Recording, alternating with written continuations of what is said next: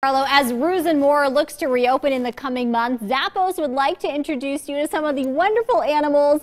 Joining us now, we have Valerie Holt, the director of Roos-N-More, and we have Abby Morris, the event coordinator for Zappos. Thanks for coming on this morning with all these wonderful animals. They're quite characters, huh, Valerie? They are quite characters, yes. We're changing places here quite a bit here between the two boys. They're all deciding where they want to go. Yes, you've got a lemur in your shirt right there.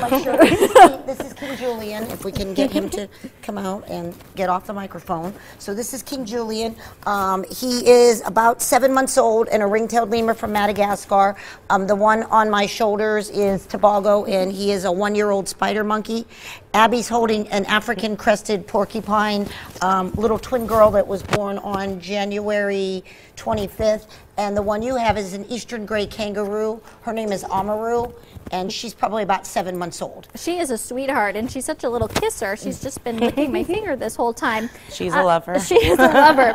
Abby, tell us a little bit about why Zappos wanted to bring the zoo downtown. Well, I think as a company, we're pretty wild and crazy, so we kind of fit right into the zoo mentality.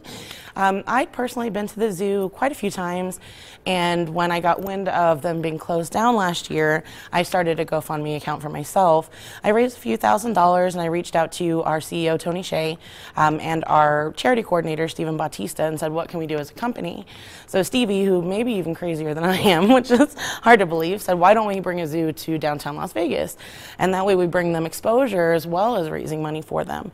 So we met Val about 2 days later, and within 3 weeks, we had all of our city permits, all the planning done, animal control was on board, we had tickets sold, and it just turned into a really special event. And last year was a huge hit. You had so many people from the community wanting to come and meet these animals. So we hope that it's exactly the same this year. I'm sure people who missed out last time want to come I'm this time. sure. It was insane. We're bringing some more animals this year. We're going a little bigger, trying to have a little bit more interactive spaces. We're going to have 2 nurseries, one with babies like the porcupine, and then we have baby monkeys, Tobago included, and 2 other ones that'll have a whole nursery area where you know, everybody can watch them do all the crazy things that monkeys do. And when people come out, are they going to be able to have a hands-on experience with the animals? Absolutely. Yes. So there will be 2 different types of tickets available on roos-nmore.eventbrite.com.